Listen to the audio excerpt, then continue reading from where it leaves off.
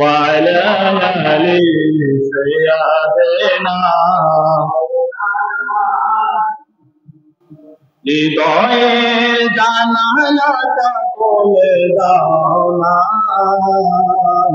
প্রভুর প্রেমে মন সারা দাও না, প্রভুর প্রেমে মন সারা দাও না।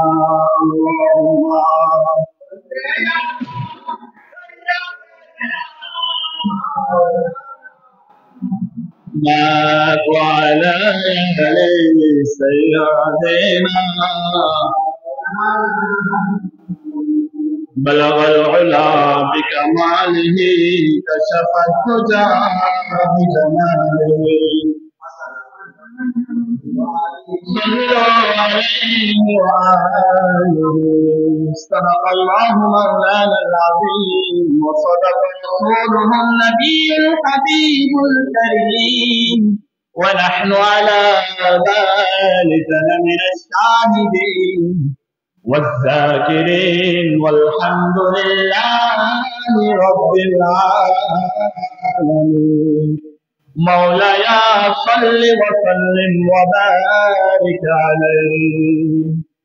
সম্মানিত মুসল্লিয়ান کرام, ওয়াজিবুল ইজ্জা ওয়াল ইহতিরাম ও পর্দার আড়ালে অবস্থানরত সম্মানিত মেহেরবান মা ও বোনেরা, রাহমানি ওয়া রাহমাকুমুল্লাহ আযজা ওয়া জাল্লা, আসসালামু আলাইকুম ওয়া রাহমাতুল্লাহি ওয়া বারাকাতুহু। আমরা সর্বপ্রথম মুনিবের দরবারে শুকরিয়া আদায় করেছি যে রব্বুল আলামিন, যে মুনিব আমাদেরকে দুনিয়াবি সমস্ত কাজ থেকে বিরত রেখে, সুস্থ রেখে, সবল রেখে আজকের এই জুমার মসজিদে আসা ও বসার তৌফিক দান করেছেন। এই জন্য উচ্চ আওয়াজে, উচ্চ স্বরে, ঈমানি আওয়াজে বক্তব্য নিয়ে সবাই বলে আলহামদুলিল্লাহ। এবং সাথে সাথে দয়াল নবীর উপর দরুদ ও সালাম, সালাত ও সালাম পেশ করছি। সবাই পড়ি সাল্লাল্লাহু আলাইহি। সম্মানিত মুসলিম ভাইরা, আজকের জুমার আলোচনার বিষয় কোরআনুল কারীমের 16 নম্বর সূরা, সূরাতুন নাহল। এই সূরা নাহলি, নাহলুন অর্থ হচ্ছে মৌমাছি। আল্লাহ তাআলা মৌমাছির নামে কোরআনের মধ্যে সূরা নাযিল করলেন। তো এই মৌমাছির নামে কেন আল্লাহ তাআলা সূরা নাযিল করলেন? এই মৌমাছি থেকে আমাদের জন্য আজকে কি কি শিক্ষা রয়েছে? আল্লাহ তাআলা এই মৌমাছি থেকে আমাদের জন্য কি কি নির্দেশনাগুলো দিয়েছে? তাহলে আজকের সূরার নাম হচ্ছে সূরাতুন নাহল। নাহলুন অর্থ কি? মৌমাছি। আল্লাহ তাআলা মৌমাছির উপর আয়াত নাযিল করলেন। আল্লাহ তাআলা বলেন, আনিত্তাখিযী মিনাল জিবালি বুয়ুতা। আল্লাহ তাআলা মৌমাছিকে নির্দেশ দিলেন, আদেশ করলেন, মৌমাছি যাও, তোমরা পাহাড়ের মধ্যে তোমার ঘরগুলো বানাও। এরপর আল্লাহ তাআলা আরো বলতেছেন মৌমাছিদেরকে, তোমরা এরপর কই ঘর বানাবা? ومن الشجر ومما يعرفون। আল্লাহ পাক রব্বুল আলামিন বলেন, ومن الشجر, তোমরা গাছের মধ্যে তোমাদের ঘরগুলো বানাও। সুবহানাল্লাহ। এরপর আল্লাহ তাআলা আরো বলতেছেন, তোমরা কই ঘর বানাবা? ومما يعرفون। তোমরা মানুষের যে সমস্ত মানুষের ঘর বাসস্থানগুলো রয়েছে, যে সমস্ত মানুষগুলো 5 তলা, 10 তলা, 3 তলা ঘর বাড়ি করেছে, সেখানের মধ্যে যে সমস্ত আঙ্গিনা গুলো রয়েছে, সেখানের মধ্যে তোমরা তোমাদের ঘরগুলো বানাও। এটা কার আদেশ? আল্লাহর আদেশ। যাতে করে তোমরা যখন ওই ঘরের মধ্যে তোমরা তোমাদের মশক যখন বানাবা, বানানোর পর সেখানে তোমাদের মধুগুলো যখন বেড়ে যাবে, ওই মধু যখন বেড়ে যাবে, সেখান থেকে আমার মুমিন বান্দারা মধুগুলো খেয়ে যেন তারা আরোগ্য লাভ করতে পারে। সুবহানাল্লাহ। তোমরা মধুগুলো মৌচাকগুলো বানাও এমন এমন স্থানে, যখন মধুগুলো বেড়ে যাবে সেখান থেকে আমার মুমিন বান্দারা ওই মধুগুলোকে তারা যেন শেফা নিতে পারে। সুবহানাল্লাহ। তাহলে মৌমাছির কথা আল্লাহ তাআলা কোরআনের মধ্যে বলছেন। মৌমাছির মতো আরেকটা মাছি আছে, আছে না নাই? একটা হচ্ছে মৌমাছি, আরেকটা হচ্ছে কি মাছি। তো মৌমাছি আর মাছির মধ্যে পার্থক্য হচ্ছে মৌমাছির ডানা কয়টা? সবাই বলে মৌমাছির ডানা কয়টা? মৌমাছির ডানা হচ্ছে 4টা। তো মৌমাছি এই 4টা ডানা সেকেন্ডের মধ্যে, বিজ্ঞান বলে এই মৌমাছির 4টা ডানা সেকেন্ডের মধ্যে 200 বার লড়ে। সুবহানাল্লাহ। সেকেন্ডে যদি 200 বার লড়ে তাহলে মিনিটে কয়বার লড়ে? মৌমাছির ডানা 12,000 বার। সুবহানাল্লাহ। এই মৌমাছি তাহলে মিনিটে লড়ে 12,000 বার।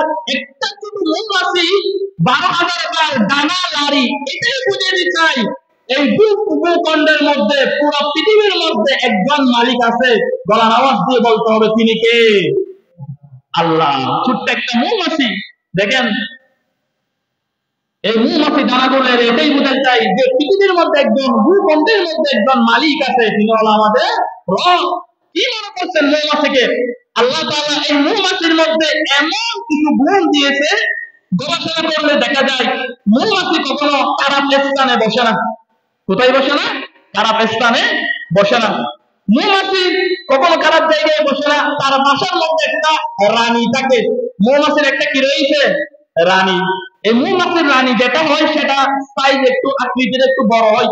তো মৌমাছির রানীটা কি করে? যে সমস্ত মৌমাছি রয়েছে ওদের নেতৃত্বে, ওদের কথা অনুযায়ী মৌমাছির রানীটা বাসার মধ্যে ডিম দেয়, ডিম থেকে আবার বাচ্চা দেয়। সুবহানাল্লাহ। গবেষণা করতে গিয়ে দেখা যায় একটা মৌমাছি 12,000 ডিম দেয়।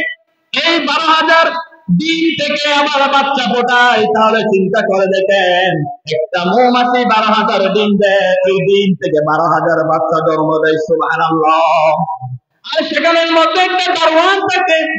ওই দারোয়ানের কাজ হচ্ছে মৌমাছি যখন বাসার মধ্যে ঢুকবে, ওইখানে যখন ঢুকবে ওই মৌমাছিকে চেকিং করবে।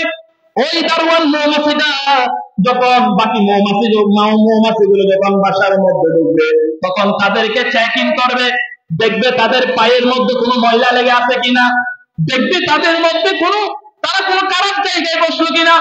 যদি দেখা যায় ভুলক্রমে যদি কোনো মৌমাছি খারাপ স্থানের মধ্যে যদি বসে পড়ে, তাহলে ওই দারোয়ান রানীর কাছে যাবে।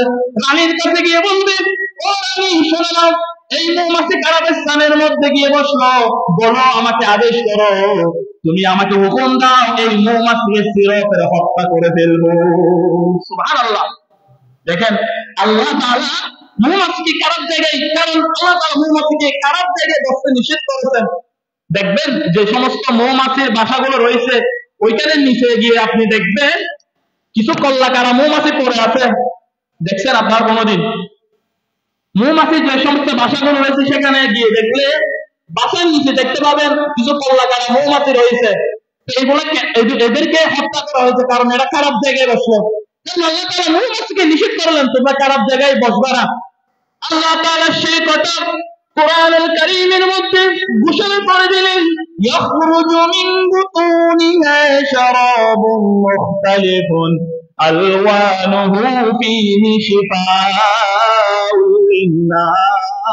বলেন আল্লাহু আকবার।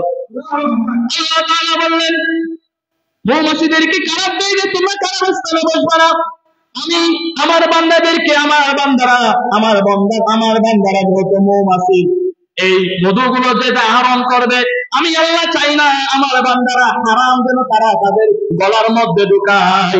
এই জন্য আমি তোমাদেরকে খারাপ স্থানে বসার জন্য নিষেধ করলাম। সুবহানাল্লাহ। আল্লাহ চায় নাই যে বান্দারা মধু পান করবে আর সেই মধু যেন হারাম ভাবে উপার্জন হয়, হারাম যেন উপার্জন না হয়। আল্লাহ এটাই চাইলেন।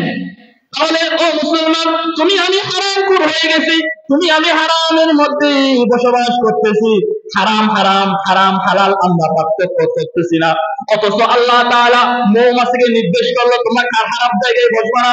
মৌমাছি থেকে আমাদের জন্য শিক্ষা হচ্ছে মৌমাছির সবসময় পবিত্রতা।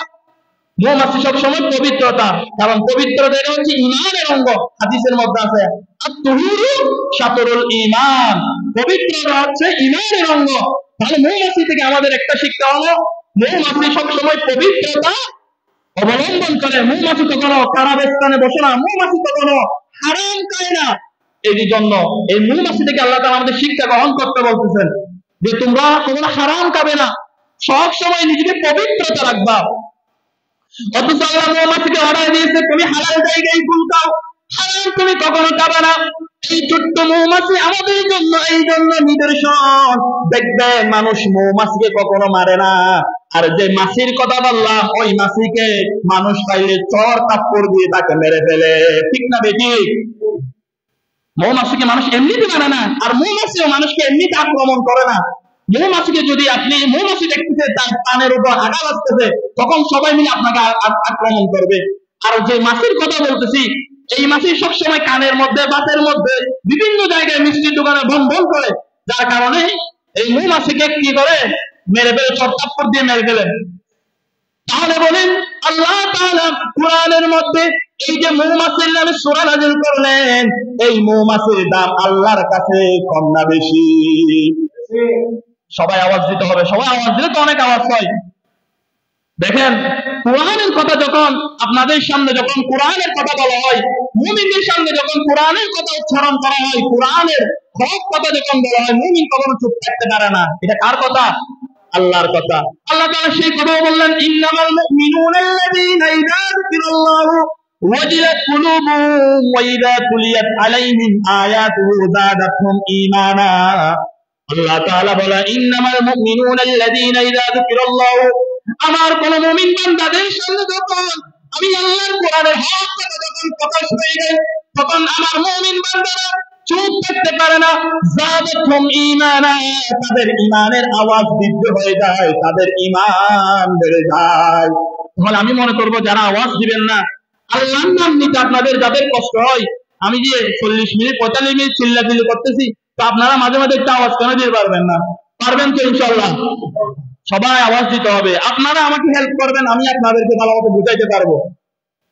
তাহলে মৌমাছিকে আল্লাহ তাআলা, মৌমাছি মৌমাছি মানুষকে এমনিতে আক্রমণ করে না। আর মাছি যেটা আছে, এই মাছিকে মানুষ পাইলে চর থাপ্পড় দিয়ে মেরে ফেলে। গবেষণা করে দেখা যায় মৌমাছির মধ্যে 5টি গুণ রয়েছে। সবাই আওয়াজ দিয়ে বলেন কয়টি গুণ? 5টি গুণ রয়েছে। আল্লাহ রাব্বুল আলামিন বলে, এই 5টি গুণ যদি আমার কোন মুমিন বান্দাদের মধ্যে যদি রয়ে যায়, আমার মুমিন বান্দাদের মধ্যে যদি এই 5টি গুণ থাকে, তাহলে আমি আল্লাহ পাক রব্বুল আলামিন তাকে বিনা হিসাবে জান্নাতের মেহমান বানাই দিব। সুবহানাল্লাহ, সুবহানাল্লাহ গরত। এই 5টি গুণ, এই 5টি গুণ বলে আমার পক্ষে সম্ভব নয়, কারণ এটা বিশাল লম্বা আলোচনা, কোরআনের একটা সূরা, বিশাল লম্বা আলোচনা। তার মধ্যে একটা গুণ হচ্ছে মৌমাছি। মৌমাছি দলবদ্ধভাবে বসবাস করে, মৌমাছি একা একা বসবাস করে না, মৌমাছি এককভাবে বসবাস করে। এক এক ঘরের মধ্যে সবাই মিলে একসাথে বসবাস করে। মৌমাছির মধ্যে দলবদ্ধতা রয়েছে। মৌমাছির মতো আরেকটা প্রাণী আছে, দেখবেন মাছি। আরেকটা প্রাণীর কথা বললাম কি? মাছি। একটা হচ্ছে মৌমাছি, আরেকটা হচ্ছে কি? মাছি। ওটাও দেখবেন ওই মাছি টয়লেটে যায় দিন দিন করে, আবার বাতের টেবিলে গিয়ে দিন দিন করে, আবার দেখবেন মিষ্টির দোকানে গিয়ে দিন দিন করে, আবার দেখবেন আম খেয়েছেন, আম খাওয়ার পর যে আমের শোষা আপনি ফেলে দিচ্ছেন সেখানে মধ্যে গিয়ে দিন দিন করে। এই মাছিটার একা একা চলার অভ্যাস কম না বেশি? এই মাছিটা একা একা চলার অভ্যাস বেশি, কিন্তু মৌমাছি কি করে? দলবদ্ধভাবে বসবাস করে। ভালো করে শুনবেন আর এখান থেকে শিক্ষা নেবেন। তো মৌমাছি, এই মাছি একা একা চলার অভ্যাসটা বেশি, এই জন্য দেখবেন জায়গায় জায়গায় চর থাপ্পড় খেয়ে মরে, কোনো বিচার নাই, কারণ এর একা একা চলার অভ্যাসটা বেশি। মুসলমান গুণ হারিয়ে ফেলছে, মুসলমান মৌমাছির গুণ হারিয়ে ফেলছে। সারা দেশের মুসলমান যদি এককভাবে মৌমাছির মতো যদি দলবদ্ধভাবে যদি চলাফেরা করত, তাহলে ফিলিস্তিনের মধ্যে ইসরায়েলরা আক্রমণ করার সুযোগ পেত না, ঠিক কিনা? মুসলমানরা মৌমাছির গুণ তাদের মধ্যে থেকে হারিয়ে গেছে, মৌমাছির গুণ তাদের মধ্যে থেকে উঠে গেছে। মৌমাছির মতো যদি বাংলাদেশের সমস্ত মুসলমানরা যদি ঐক্যবদ্ধ থাকতো, তারা সবাই যদি মৌমাছির মতো গর্জন দিয়ে উঠতো, তাহলে ফিলিস্তিনের মধ্যে বোমা ফেলার সাহস কখনো পেত না ইসরায়েলরা। ঠিক কিনা?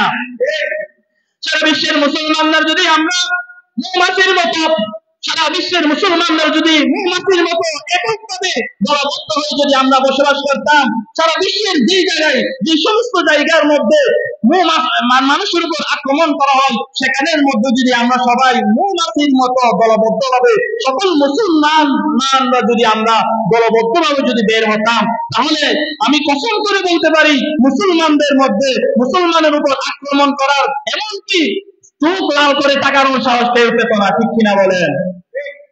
কিন্তু আমাদের মধ্যে মৌমাছির গুণ নাই, এই জন্য জায়গায় জায়গায় মরি, কোনো বিচার নাই। মৌমাছির গুণ নাই, এই জন্য জায়গায় জায়গায় মরে, আমাদের কোনো বিচার নাই।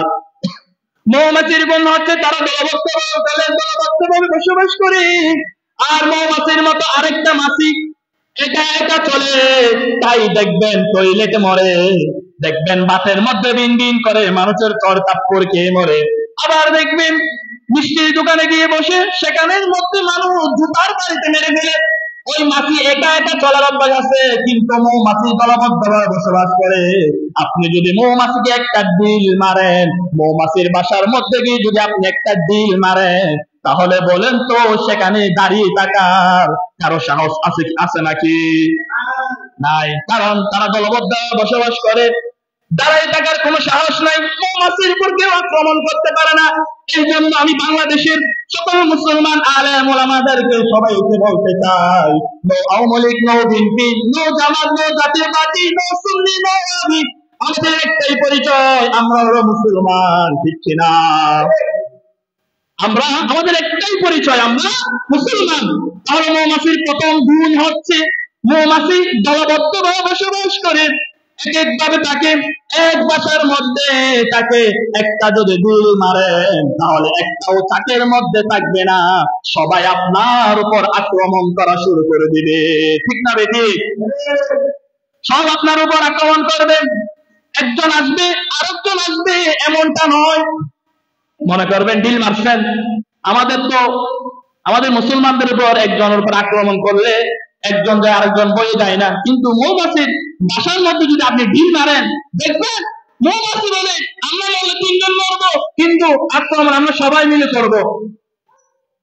তাহলে মৌমাছি এক আক্রমণ করতে আসে না, সবাই দলবদ্ধভাবে, মৌমাছিরা সবাই দলবদ্ধভাবে আক্রমণ করতে আসবে। ডিল মারেন মরবে তিনজন, আপনাকে মারতে আসবে 1000 জন। ঠিক কিনা? দলবদ্ধভাবে বসবাস করলে লাভ আছে না?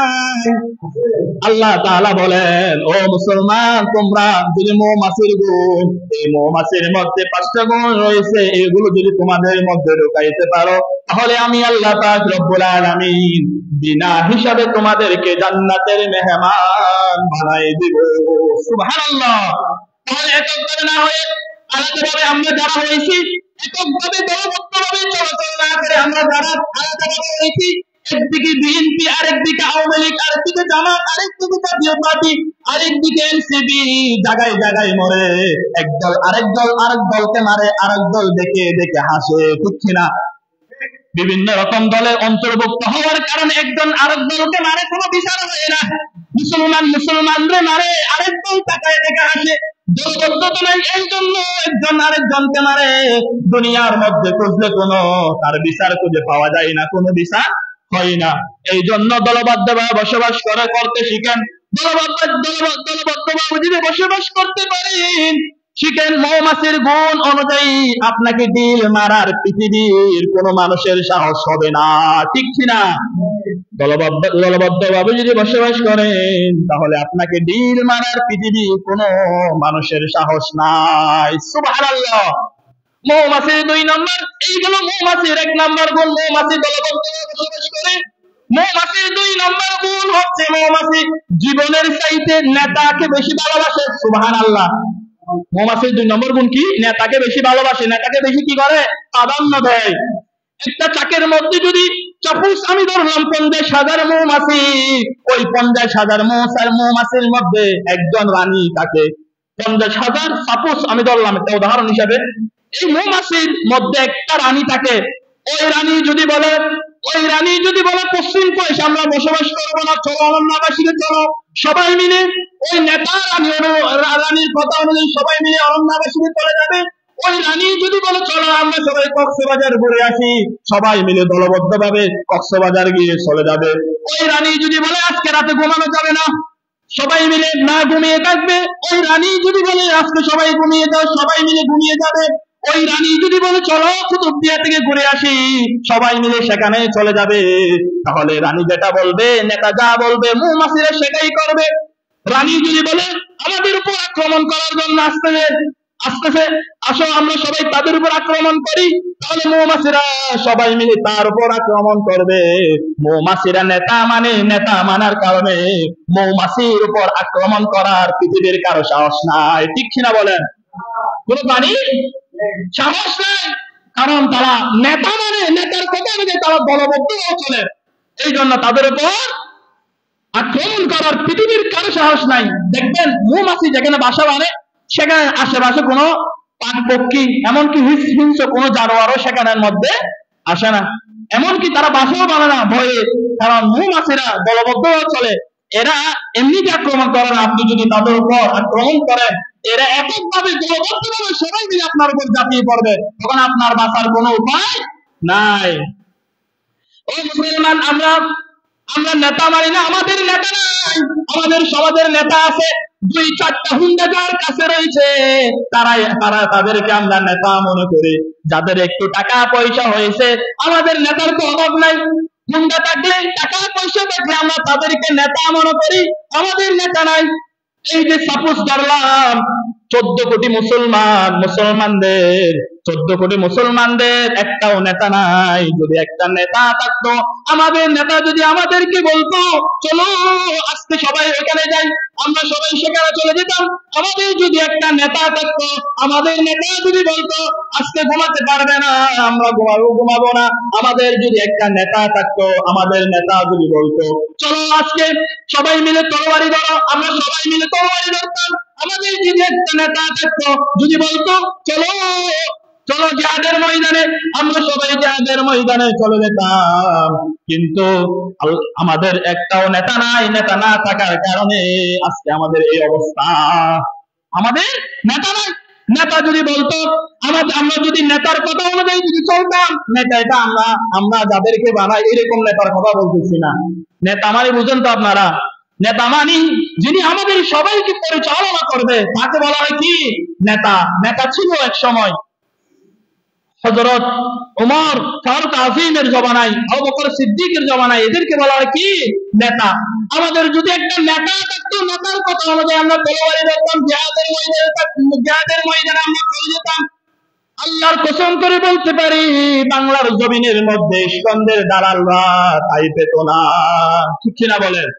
আমরা দলবদ্ধ নাই। দলবদ্ধরা যদি থাকতো, আমরা যদি নেতা মানতাম মৌমাছির মতো, তাহলে নাস্তিক ইস্কনরা কখনো টিকে থাকতে পারতো না।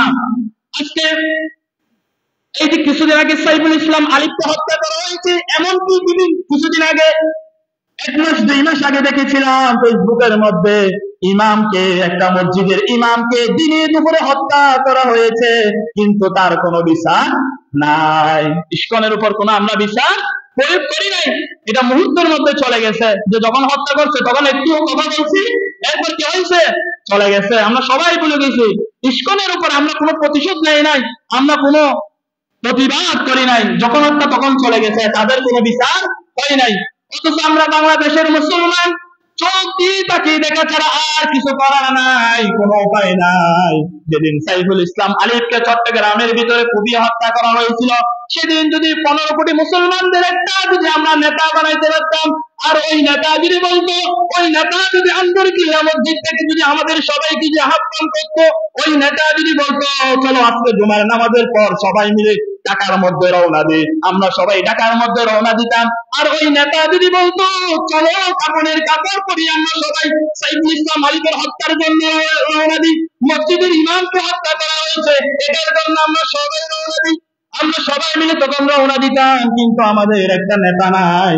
নেতা না থাকার কারণে আমাদের উপর স্কন্ধের দালালরা উল্টা পাল্টা কথা বলতে পারে, কোরআনের বিরুদ্ধে কথা বলতে পারে, কোরআনকে অবমাননা করে, আছে না নাই?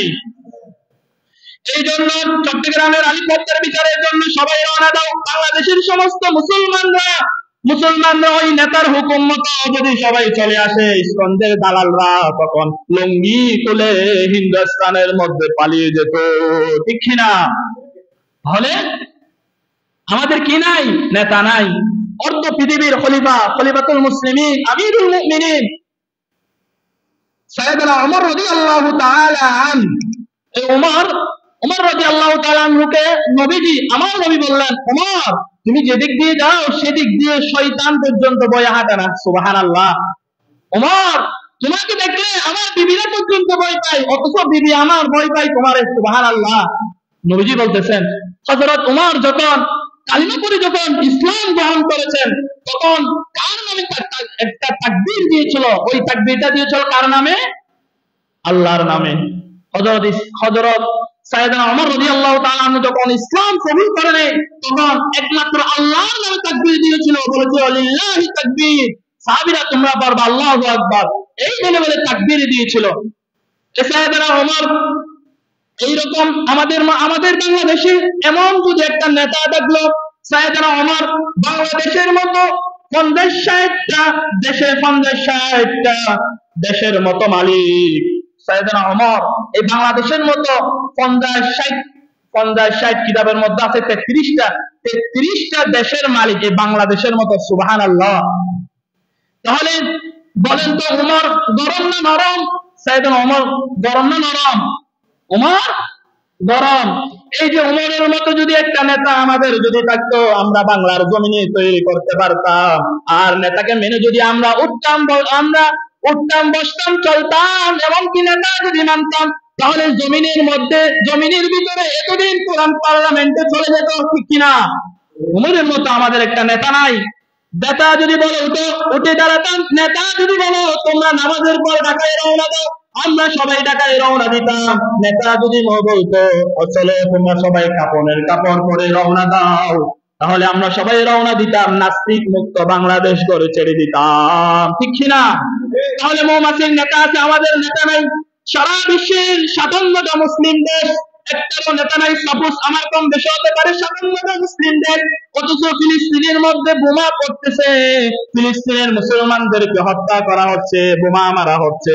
এমনকি ফিলিস্তিনের যে ছোট ছোট বাচ্চারা আছে, এদেরকে দেখলে মনে হয় এরা যেন কোনো নবীর বংশধর, এরা যেন কোনো নবীদের সন্তান। এত সুন্দর বাচ্চাদেরকে মেরে ফেলা হচ্ছে। এমনকি ফিলিস্তিনের মেয়েরা নাকি তারা মারা যাচ্ছে।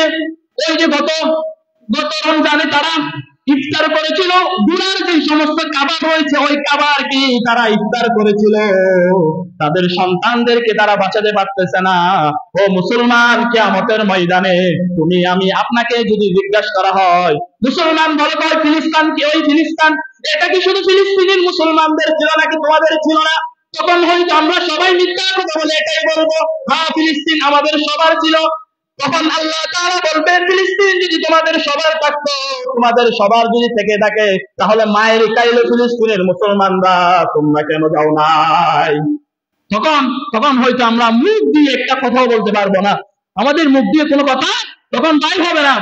57টা মুসলিম দেশ যদি কাবার চত্বরে গিয়ে সবাই যদি একত্রিত হয়, 57টা মুসলিম দেশের সমস্ত প্রধানমন্ত্রী সবাই মিলে যদি কাবার চত্বরে গিয়ে একত্রিত হয়ে কাবার ইমামকে ডেকে যদি বলে, ও কাবার ইমাম, আপনি আমাদের সবার ইমাম, আপনি আমাদের সবার বিরুদ্ধে আমাদের সবার নেতৃত্ব আপনাকে দিয়ে দিলাম, আমরা সবাই আপনার উপর বাইত হইলাম, আপনি যা বলবেন আমরা 57টা মুসলিম দেশ তাই করব। আর কাবা ঘরের ইমাম যদি 57টা মুসলিম নেতাদের কথা অনুযায়ী যদি ওই কাবার চত্বরে যদি একটা ঘোষণা দেয়, সাবধান ইসরায়েল, তোমরা ফিলিস্তিনের মধ্যে যুদ্ধ করবে না, আর যদি তোমরা যুদ্ধ করো, 57টা মুসলিম দেশের নেতারা আমাকে সবাই দায়িত্ব দিয়ে দিল, আমি যদি ঘোষণা দিয়ে দিই, তাহলে বাংলাদেশের মানচিত্র থেকে ইসরায়েলের নামটা মুছে যাবে, ঠিক কিনা বলে? কিন্তু আমাদের কি নাই? নেতা নাই। এই যে কাবার চত্বর যদি বাংলাদেশের সাপোজ করলাম কম বেশি হতে পারে 57টা মুসলিম দেশ, 57টা মুসলিম দেশের নেতা সবাই মিলে যদি কাবার চত্বরে কাবার নামের দ্বারস্থ হয়, কারণ মুসলিম মিল্লাত কাবাগরের মধ্যে যায় না কে? এই কাবাগরের মধ্যে যদি এই অফিসিয়াল নিউজটা যদি ঘোষণা করা হয় আর কাবার ইমাম যদি খুতবার মধ্যে যদি বলে দেয়, তাহলে ফিলিস্তিনের উপর কোনোদিন তারা আক্রমণ করার সাহস পেত না, ঠিক কিনা বলেন? অথচ একটা খুতবা দিলে ইসরায়েল থেমে যেত। কিন্তু আমাদের নেতা নাই। আমাদের নবী যেখানে জন্মগ্রহণ করেছেন সেখানের মধ্যে আগে মাহরাম ছাড়া মহিলাদের হওয়া নিষেধ ছিল, কিন্তু এখন মক্কা নগরীর মধ্যে নারীরা মাহরাম ছাড়া বের হয়ে যায়। এমনকি কিছুদিন আগে পত্রিকার মধ্যে দেখলাম তারা নাকি সেখানের মধ্যে সিনেমা হল নির্মাণ করবে। বলেন নাউজুবিল্লাহ। এটা কি কল্পনা করা যায়? যারা মুসলমানদেরকে যারা একত্রিত করবে, মুসলমানদেরকে যারা দলবদ্ধ করবে, একত্রিত করবে, তারাই সিনেমা হল খোলার জন্য তারা পাগল হয়ে গেছে। নেতাকে আমরা ভুলে গেছি, নেতা আমরা ভুলে গেছি, একত্রিত ভাবে দলবদ্ধ ভাবে চলতে আমরা ভুলে গেছি। এই জন্য আমাদের মায়ের খাওয়া কম না বেশি? আমাদের মায়ের কম খাওয়া বেশি, এই জন্য বেশি খেতে হয়। এই জন্য আল্লাহ বললেন মৌমাছির মধ্যে 5টা গুণ আছে, 5টি গুণ বলা আমার পক্ষে সম্ভব নয়, কারণ সময় চলে যাবে। আল্লাহ রাব্বুল আলামিন বললেন ইন্না মানে হলো নিশ্চয়, আল্লাহ মানে আল্লাহ, ইয়াখুদু মানে আল্লাহ আদেশ দিচ্ছেন। কে আদেশ দিচ্ছেন? আল্লাহ বললেন ইয়াখুদু মানে হচ্ছে আল্লাহ আদেশ দিচ্ছেন, ওয়াসাকার আল্লাহ কি আদেশ দিচ্ছেন? ইয়ামুরু বিল আদলি, তোমরা ইনসাফ ওয়ালা হয়ে যাও, ওয়াল ইহসান ওয়ালা হয়ে যাও, ওয়া ইতাই বিল কুরবা, আত্মীয় স্বজনদের হক তোমরা আদায় করে দাও। 3টা ধরো এবং 3টা ছাড়ো। ওয়ানহা 3টা ছাড়ো। আল্লাহ তাআলা 3টা জিনিস ধরার জন্য বললেন আর 3টা ছাড়ার জন্য বললেন। যে 3টা আমরা ছেড়ে দিব সেটা হচ্ছে ওয়ানহা আনিল ফাহশা, অশ্লীলতা তোমরা ছেড়ে দাও, ওয়াল মুনকার মন্দ কাজ করা তোমরা ছেড়ে দাও, ওয়াল বাগ মানুষের উপর জুলুম করা তোমরা ছেড়ে দাও। এই 3টা যদি তোমরা করতে পারো আর 3টা যদি তোমরা করতে পারো, আল্লাহ তাআলা ঘোষণা করে দিলেন ইয়াইদুকুম লাআল্লাকুম তাযাক্কারুন। জোরে বলেন আল্লাহু আকবার, আর আওয়াজ দিয়ে বলেন আল্লাহু আকবার। এই 3টা গুণ যদি তোমরা করতে পারো আর 3টা গুণ যদি তোমরা করতে পারো, তাহলে আমি আল্লাহ ঘোষণা করে দিলাম ইয়াইদুকুম লাআল্লাকুম তাযাক্কারুন, পৃথিবীর মধ্যে শ্রেষ্ঠ জাতি হিসাবে আমি আল্লাহ তোমাদেরকে শ্রেষ্ঠ জাতি বলে ঘোষণা করে দিলাম। পড়েন সুবহানাল্লাহ। ইন্না মানে হচ্ছে নিশ্চয়, আল্লাহ বলতেছেন ইন্না নিশ্চয়, আল্লাহ মানে আল্লাহ, ইয়াকুর মানে আল্লাহ আদেশ দিচ্ছেন ইয়াকুর, তোমরা ইহসান ওয়ালা হয়ে যাও, ইনসাফ ওয়ালা হয়ে যাও, বিল আদলি ইনসাফ ওয়ালা হয়ে যাও। কিন্তু আমাদের মধ্যে ইনসাফ নাই, ইনসাফ উঠে গেছে। যদি ইনসাফ থাকতো তাহলে আমরা আলেম ওলামাদেরকে জেলখানার মধ্যে বন্দী করে রাখতাম না, আর চোর বাটপাররা জেলখানার বাইরে বুক ফুলিয়ে হাঁটতো না, ঠিক কিনা বলেন? তাহলে আমাদের মধ্যে ইনসাফ নাই, কারণ আল্লাহ বললেন ইনসাফ ওয়ালা হয়ে যাও, কিন্তু আমাদের মধ্যে ইনসাফ নাই। কোন দেশের প্রধানমন্ত্রী যদি 3টা গুণ ধরে আর 3টা গুণ যদি কাজ করতে পারে, তাহলে আল্লাহ বলেন ইয়াইদুকুম লাআল্লাকুম তাযাক্কারুন, ওই প্রধানমন্ত্রীর ওই বাংলাদেশকে আমি আল্লাহ শ্রেষ্ঠ জাতি হিসাবে ঘোষণা করে দিলাম। পড়েন সুবহানাল্লাহ। শ্রেষ্ঠ জাতি আমাদের রাষ্ট্রীয় প্রধানরা যারা আছে, রাষ্ট্রীয় পদের মধ্যে যারা আছে, যারা থাকবেন, তারা যদি 3টা গুণ যদি গ্রহণ করে নাই, তার মধ্যে 1 নম্বর হচ্ছে বিল আদলি ইনসাফ বলা হয়ে যাবে, আর 2 নম্বর হচ্ছে ওয়াল ইহসান বলা হয়ে যাবে, এরপর হচ্ছে ওয়াইতা ইবিল কুরবা আত্মীয় স্বজনের হক গুলো যদি তারা আদায় করে দেয়। এই 3টা যদি তারা ধরেন, রাষ্ট্রের প্রধানরা যদি এই 3টা গুণ যদি তারা ধরেন, আর হচ্ছে ওয়ানহা 3টা গুণ যদি তারা ছেড়ে দেয়, তার মধ্যে 3টা গুণের মধ্যে 1 নম্বর হচ্ছে ওয়ানহা আনিল ফাহশা, এবং অশ্লীলতা যদি তারা বন্ধ করে দিতেন, ওয়াল মুনকার মন্দ কাজ করা যদি তারা বন্ধ করে দিতেন, ওয়াল বাগ যেখানের মধ্যে জুলুম অত্যাচার অন্যায় করা হয় সেইগুলো যদি তারা বন্ধ করে দিতেন, আল্লাহ তাআলা বলেন ওই রাষ্ট্রের মধ্যে যদি ওই রাষ্ট্রের প্রধানরা যদি 3টা গুণ ধরে আর 3টা গুণ যদি তারা ছাড়তে পারে, তাহলে আমি আল্লাহ পাক রব্বুল আলামিন তাদেরকে শ্রেষ্ঠ জাতি বলে ঘোষণা করে দিলাম। পড়েন সুবহানাল্লাহ। আল্লাহ তাআলা আমাদেরকে 3টা গুণ ধরার জন্য বললেন আর 3টা গুণ ছাড়ার জন্য বললেন। তিনটা গুণ, যে তিনটা গুণ আমরা ধরবো তার মধ্যে হলো এক নাম্বার ওয়াল ইহসান, প্রথম নাম্বার হলো ইনসাফ। ইনসাফ বলা হয়ে যাও, এই জন্য নিরাপদ ইনসাফ বলা হয়ে যাও। ইনসাফ কারে বলে? এই জন্য নিরাপদের উপর দেখেন ইনসাফ, আল্লাহ বলেন ইনসাফ বলা হয়ে যাও, কিন্তু আমরা দেখি নিরপরাধী অপরাধের যারা নিরপরাধ তাদেরকে নিয়ে জেলখানার মধ্যে বন্দী করে রাখে। আর যে সমস্ত চোর বাটপাররা রয়েছে তারা ক্ষমতার চেয়ার দখল করে বন্ধ করে রাখে। ঠিক কিনা বলেন?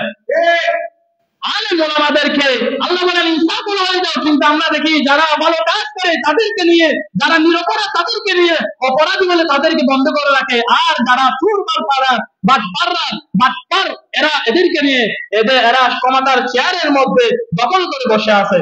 ইনসাফ সমাজে ছিল, উমরের জমানায় ছিল, আবু বকর রাদিয়াল্লাহু তাআলা আনহুর জমানায় এই ইনসাফ ছিল। আল্লাহ তাআলা যে তিনটা গুণের কথা বললেন, এই তিনটা গুণ আবু বকরের জমানায় ছিল। আবু বকর যখন রাষ্ট্রের প্রধান ছিলেন তখন আবু বকর ঘর থেকে বের হচ্ছেন, রাষ্ট্রপ্রধান ঘর থেকে বের হচ্ছেন, বিবি ডাক দিয়ে বলে, ও আবু বকর তুমি কই যাও? আবু বকর বলে, বিবি আমি রাষ্ট্রপ্রধান, আমি রাষ্ট্রের কাজের জন্য মসজিদে নববীর মধ্যে রওনা দিচ্ছি। তখন বিবি বলে, আপনি তো বিজি মানুষ, আপনাকে আমি একটা কথা বলতে চাই, আপনি তো সময় পান না, আপনি আমার জন্য একটু পায়েস রান্না করার ব্যবস্থা করে দিবেন, একটু আতপ চাউল, একটু কিশমিশ, একটু চিনির ব্যবস্থা করে দিবেন। আমি বিবি, আমার পায়েস খাওয়ার ইচ্ছা হয়েছে, ও আবু বকর আপনি কি আমাকে এগুলো ব্যবস্থা করে দিবেন? তো কেমন ছিল আবু বকরের ইনসাফ?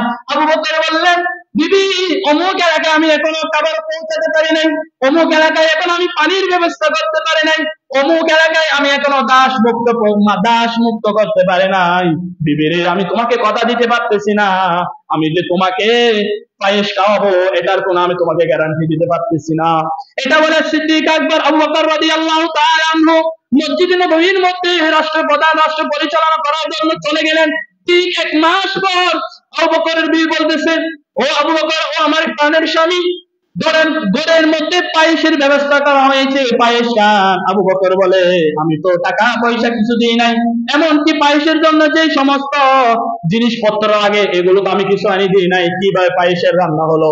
আবু বকরের বিবি বলেন, আমি জানি আপনি বিজি মানুষ, আপনি আমাকে পায়েস খাওয়াতে পারবেন না, আপনি ব্যস্ত মানুষ, আমি এক মাস ধরে অপেক্ষা করতেছি, আপনি আমার জন্য পায়েসের ব্যবস্থা করতে পারেন না, এই জন্য আমি বিবি ওই যে রাষ্ট্রীয় যেখান থেকে রিলিফের চাউল গুলো আমাদের বাসার মধ্যে আছে, যেখান থেকে রেশমের চাউল গুলো আমাদের ঘরের মধ্যে আছে, আমাদের ঘরের মধ্যে নেওয়া আনা হয়, সেখান থেকে আমি প্রতিদিন এক মুষ্টি করে চাউল ঘরের মধ্যে আলাদা করে রেখে দিতাম।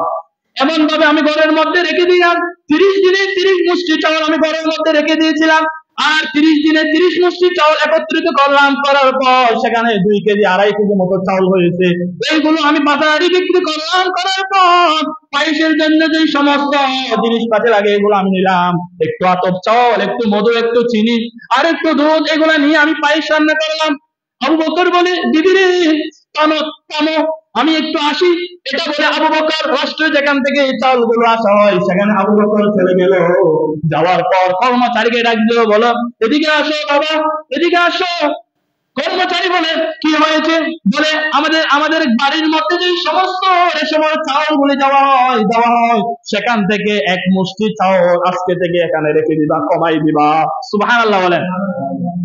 তো এটা বলার পর রাষ্ট্র কর্মচারী তিনি বলতেছেন, আবু বকর এক মুষ্টি চাউলের আবার কি সমস্যা? তখন আবু বকর বলে, দেখো আমার পরিবার এক মুষ্টি চাউল ছাড়াও আমার পরিবার চলতে পারে, আর যদি আমি এক মুষ্টি চাউল যদি বেশি নিয়ে নিই তাহলে কিয়ামতের ময়দানে আল্লাহর আদালতে, কঠিন আদালতে আমি আবু বকরকে জবাবদিহিত করতে হবে। সুবহানাল্লাহ। এটাকে বলা হয় ইনসাফ, এটাকে বলা হয় আদল। কেমন ছিল তাদের আদল? প্রতিটা নেতার মধ্যে যদি এই রকম বাড়তি চাহিদা যদি কমে যেত তাহলে পুরো সমাজটা হয়ে যেত জান্নাতের বাগান। সুবহানাল্লাহ। এইরকম বাড়তি চাহিদা যদি প্রতিটা নেতার মধ্যে যদি কমে যেত তাহলে পুরো সমাজটা হয়ে যেত কি? জান্নাতের বাগান। ওমর রাদিয়াল্লাহু তাআলা আনহু 12.5 লক্ষ বর্গ মাইলের প্রেসিডেন্ট, 10 বছর পর্যন্ত ওমর রাদিয়াল্লাহু তাআলা আনহু রাজত্ব করেছিলেন, প্রেসিডেন্ট ছিলেন। ওমর রাদিয়াল্লাহু তাআলা আনহু তিনটা কাজ, রাতের বেলায় তিনটা কাজ করতেন, তার মধ্যে এক নাম্বার হলো ওমর রাদিয়াল্লাহু তাআলা আনহু নিজের কাজ নিজেই করতেন এবং রাষ্ট্রের পরিচালনার যে সমস্ত কাজগুলো সেইগুলো করতেন, রাতের বেলা বিশ্রাম নিতেন এবং যে সমস্ত মানুষদেরকে খেদমত করার প্রয়োজন ছিল, সাহায্য করার প্রয়োজন ছিল, এইগুলো ওমর রাদিয়াল্লাহু তাআলা আনহু রাতের বেলায় করতেন। রাতের বেলা যখন রাষ্ট্রের কাজগুলো যখন পরিচালনা করতেছেন, রাষ্ট্রের হিসাব নিকাশ যখন করতেছেন, তখন ইন দ্য মিন টাইম তার বিবি আসলো। বিবি আসার পর ঘরের দরজা থেকে ডাক দিল, আসসালামু আলাইকুম, এমন ভাবে সালাম দিল। সালাম দেওয়ার পর বলতেছে, ওমর রাদিয়াল্লাহু তাআলা আনহুর বিবি বলতেছে, স্বামী আমি কি আসতে পারি? ওমর রাদিয়াল্লাহু তাআলা আনহু বলেন, আসো, কোনো সমস্যা নাই। আসার পর বিবি ওমর রাদিয়াল্লাহু তাআলা আনহুর সামনে বসলো। বসার পর ওমর রাদিয়াল্লাহু তাআলা আনহু বললেন, বিবি আমি তো এই সময় রাষ্ট্রের পরিচালনা করি, রাষ্ট্রের যে সমস্ত কাজ রয়ে যায়, হিসাব নিকাশ, এইগুলো করে তুমি কি জন্য আসলা? ওমরের বিবি বলেন, আপনি তো সময় পান না, রাতের বেলা ছাড়া আপনি কখনো সময় পান না, এই জন্য আপনার সাথে কথা বলার কোনো সময় আমরা পাই না। আমি এই জন্য আপনার কাছে আসলাম, যাতে করে পারিবারিক কি সমস্যার কথা রয়েছে এগুলো আপনার সাথে শেয়ার করবে, আপনার সাথে আড্ডা দিব। এটা বলার সাথে সাথে হযরত ওমর এই যে মোমবাতি জ্বালিয়ে রাষ্ট্রের হিসাব নিকাশ করতেছেন, সাথে সাথে ওই মোমবাতিটা নিভিয়ে দিলেন। সুবহানাল্লাহ। মোমবাতি যখন নিভিয়ে দিলেন, তখন ওমরের বিবি বলতে লাগলো, ওমরের বিবি রাগ করে বলতেছে, আপনি তো চাইলে এই যে মোমবাতিটা জ্বালিয়ে রাখতে পারতেন, আপনি আমাকে দেখার পর কেন কি জন্য মোমবাতিটা নিভিয়ে দিলেন? হযরত ওমর ডাক দিয়ে বলেন, বিবি রে শোনো, আমি আমাদের ব্যক্তিগত কথা বলার জন্য রাষ্ট্রীয় সম্পদ, রাষ্ট্রীয় চেরাগ মোমবাতি যদি আমি জ্বালিয়ে, যদি আপনার সাথে তোমার সাথে আমরা যদি আমাদের পার্সোনাল কথাগুলো বলি, রাষ্ট্রীয় টাকা পয়সা সম্পদ গুলো নিয়ে কিয়ামতের ময়দানে আমি উমর থেকে যিনি হিসাব নেবেন তিনি কে? আল্লাহ। এটাকে বলা হয় আদল, ইনসাফ। ইনসাফ আমাদের মাঝে নাই, এই জন্য আল্লাহ বললেন তিনটা ধরো, তিনটা ছাড়ো। এক নম্বর হচ্ছে ইনসাফ, বলা হয়ে যাও। ইনসাফ আমাদের মধ্যে নাই। ইনসাফ না থাকার কারণে আজকে যে সমাজের মধ্যে যে সমস্ত ভালো মানুষ রয়েছে, তারা থাকে জেলখানার ভিতরে, আর চোর বাটপাররা থাকে জেলখানার বাইরে। ঠিক না বলেন? আল্লাহ বললেন, এই জন্য আল্লাহ বলতেছেন তিনটা যদি ধরো আর তিনটা যদি ছাড়ো, ইয়াইদুকুম লাআল্লাকুম তাযাক্কারুন। শ্রেষ্ঠ জাতি মানুষকে যিনি বানিয়ে দিবেন, গলার আওয়াজ দিয়ে বলতে হবে তিনি কে? আল্লাহ। তাহলে এক নাম্বার ইনসাফ করা হয়ে যাও। দুই নাম্বার হচ্ছে ওয়াল ইহসান, ইহসান বলা হয়ে যাও। ইহসান কাকে বলে? ভালো ব্যবহারকারীদেরকে ইহসান বলে। ইহসান আবার এটা কোন পর্যায়ের ইহসান? নেতা, দেখেন আপনি সমাজের নেতা সাহেবকে, এমপি সাহেবকে আপনি দাওয়াত দিলেন, দাওয়াত দেওয়ার পর আপনার মসজিদে দাওয়াত দিলেন, কয়েকজনে বলতেছে, এমপি সাহেব আমাদের মসজিদের জন্য 100টা চালের বস্তা দেন বা 100টা সেলিডের বস্তা দেন। তো এমপি সাহেব বলে, আমি তো 100টা চালের বস্তা দেওয়ার জন্য আসি নাই। এমপি সাহেবের অন্তরের মধ্যে যদি ইহসান থাকে, তিনি তখন বলবে, তোমরা চাইলে আমার থেকে 100 বস্তা সেমিট, আর আমি তোমাদেরকে দান করে গেলাম 200 বস্তা সেমিট। সুবহানাল্লাহ। এটাকে বলা হয় কি? ইহসান। আচ্ছা, আপনারা যদি নেতার কাছে যদি একটা ব্রিজ চান, ওই নেতা যদি আপনাদেরকে 2টা ব্রিজ দিয়ে দেয়, তাহলে আপনাদের কেমন লাগবে? ভালো লাগবে না? ভালো লাগবে। নেতার মধ্যে যদি ইহসান থাকে, তাহলে পুরো বাংলাদেশটা জান্নাতের বাগান হয়ে যাবে। সুবহানাল্লাহ। কিন্তু নেতা সাহেবের কাছে চাইলেন 5 কিলোমিটারের রাস্তা, 5 কিলোমিটারের রাস্তার বাজেট সহ টাকা পয়সা সব কিছু চলে আসলো, আর নেতা সাহেব কি করলো? 3 কিলোমিটারের রাস্তা করলো, আর 2 কিলোমিটারের রাস্তার টাকা নেতার পেটের মধ্যে ঢুকাই ফেললো এবং পকেটের মধ্যে রেখে দিল। এই সমস্ত নেতার কারণে সারা বাংলাদেশের মধ্যে জিন্দেগিতে কোনোদিন শান্তি ফিরে আসবে না। এদের কারণে বাংলাদেশের মধ্যে কোনোদিন শান্তি ফিরে আসবে না। তবে আল্লাহ তাআলা এই ইহসানটা পিতা মাতার উপর ফরজ করে দিয়েছেন। আল্লাহ তাআলা বললেন, وَقَضَى رَبُّكَ أَلَّا تَعْبُدُوا إِلَّا إِيَّاهُ وَبِالْوَالِدَيْنِ إِحْسَانًا। জোরে বলেন আল্লাহু আকবার। এই আল্লাহ তাআলা বললেন, তোমরা তোমাদের পিতা মাতার উপর ইহসান করো। ইহসান এটা কিভাবে করবা? মনে করেন আপনি চট্টগ্রামে থাকেন, আপনার মা আপনাকে বলতেছে, বাবারে আমার শাড়িটা ছিঁড়ে গেছে, আমার জন্য একটা শাড়ি নিয়ে আসবি। তুই যখন চট্টগ্রাম থেকে বাড়িতে আসবি, গ্রামে আসবি, আমার জন্য একটা শাড়ি নিয়ে আসবি। এখন আপনি চিন্তা করলেন, মায়ের শাড়ি ছিঁড়ে গেল, মায়ের জন্য একটা শাড়ি আনবো। আপনি দোকানে গেলেন, দোকানদারকে বললেন, সবচেয়ে দামি 2টা শাড়ি আমার জন্য প্যাকেট করে রাখেন। বলেন তো কয়টা? দুইটা। মা বললেন একটা, ছেলে কি করলো? দুইটা। ওই দুইটা শাড়ি প্যাকেট করলো, করার পর মাকে দিল। মা সেইগুলো নেওয়ার পর টেবিলের মধ্যে রেখে দিল অথবা আলমারির মধ্যে রাখলো। মা আশারে নামাজ পড়লো, আশারে নামাজ পড়ে চিন্তা ভাবনা করতেছে, আমার ছেলে আমার জন্য শাড়ি আনলে একটু খুলে দেখি। মা খুলে দেখে সেখানের মধ্যে দুইটা শাড়ি। কয়টা শাড়ি? দুইটা শাড়ি। এবার মা চিন্তা করতে লাগলো, একটা মনে হয় আমার ছেলের শাশুড়ির জন্য আনলো, মনে হয় আমার ছেলের বউর জন্য আনলো। এই সমস্ত চিন্তা ভাবনা করে মা ছেলের কাছে আসলো। আসার পর বলতেছে, বাবারে আমি তো বললাম তোর একটা শাড়ি আনার জন্য, এই যে এখানে দুইটা শাড়ি আনলি, একটা কার আরেকটা কার? একটা আমার আরেকটা কার? আমার যেটা শাড়ি এটা আমাকে বলে দে। সন্তান বলে, মা এটা তুমি কি বলো? দুইটাই শাড়ি তোমার জন্য আনলাম। সুবহানাল্লাহ, দুইটা শাড়ি তোমার জন্য আনলাম, কারণ আল্লাহ বললেন ইহসান ওয়ালা হয়ে যাও, ইহসানের হক তুমি আদায় করে দাও। তুমি বলবা একটা, আমি আনবো তোমার জন্য দুইটা, এটা হলো ইহসান। মা এবার শাড়িগুলো পেয়ে মায়ের মন ভরে গেল। আল্লাহ বললেন বাস, আল্লাহ খুশি হয়ে গেল, আল্লাহ তোর জন্য জান্নাতের 8টা দরজা তোর জন্য খুলে দিল। করেন সুবহানাল্লাহ। মা এবার যাই নামাজের মধ্যে দাঁড়িয়ে ছেলের জন্য দোয়া করলো, আল্লাহ আমার ছেলেকে এই দান করো। আল্লাহ তাআলা মায়ের কথাগুলো কবুল করে এই সন্তানের জন্য জান্নাত ওয়াজিব করে দেয়। করেন সুবহানাল্লাহ। তাহলে ইহসান আমাদের মধ্যে নাই। ইহসান আমাদের মধ্যে না থাকার কারণে আমরা আজকে এই অবস্থার মধ্যে আছি। তাহলে আজকে যে আলোচনা করলাম সূরাতুন নাহলি, নাহলুন অর্থ হচ্ছে মৌমাছি। মৌমাছির মধ্যে রয়েছে 5টা গুণ। এই 5টা গুণ যদি আমরা মানুষের মধ্যে থাকে, তাহলে আল্লাহ বলেন ইয়াইদুকুম লাআল্লাকুম তাযাক্কারুন। ওই সমস্ত মানুষদেরকে, ওই জাতিকে আমি আল্লাহ পাক রব্বুল আলামিন শ্রেষ্ঠ জাতি বলে ঘোষণা করলাম। সুবহানাল্লাহ। আর সূরা নাহলের 90 নম্বর আয়াতের মধ্যে আল্লাহ আদেশ করলেন কয়টা? তিনটা। কয়টা? তিনটা। নিষেধ করলেন কয়টা? তিনটা। যে তিনটা আদেশ করলেন এই তিনটা হলো, তোমরা ইহসান বিল আদলি, ইনসাফ বলা হয়ে যাও, ওয়াল ইহসান, ইহসান বলা হয়ে যাও, ওয়া ইতাইল কুরবা, আত্মীয়-স্বজনের হকগুলো তোমরা আদায় করে দাও। আর তিনটা নিষেধ করলেন কোনটা? ওয়ানহা, তিনটা নিষেধ করলেন। ওয়ানহা আনিল ফাহশা, তোমরা খারাপ কাজ করা বন্ধ করে দাও।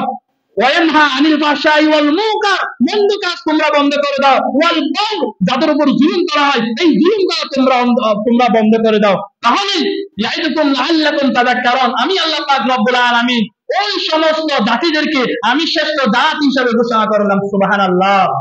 তাহলে আল্লাহ পাক রব্বুল আলামিন আজকের আলোচনা থেকে এই মৌমাছির সূরাতুন নাহল থেকে মৌমাছির গুণ যেন, আর তিনটা আদেশ কি তিনটা নিষেধ যেন আমরা আমাদের অন্তরের মধ্যে ঢুকাই, যেন আমরা আমল করতে পারি। আল্লাহ পাক রব্বুল আলামিন আমাদের সবাইকে আমল করার তৌফিক দান করেন। ওয়া আখিরু দাওয়ানা আলহামদুলিল্লাহি রাব্বিল আলামিন ওয়া মা তাওফীকি ইল্লা বিল্লাহ। আসসালামু আলাইকুম ওয়া রাহমাতুল্লাহি ওয়া বারাকাতুহু।